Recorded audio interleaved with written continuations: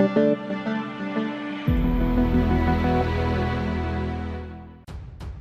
to hard reset Galaxy F14. Step 1. Start by pressing the power key with the volume down to disable the smartphone. Step 2. When your device is turned off, press the power button and volume up simultaneously. Step 3. After a moment, recovery mode should show up on your screen. Here you have to use the volume buttons to move and the power button to select.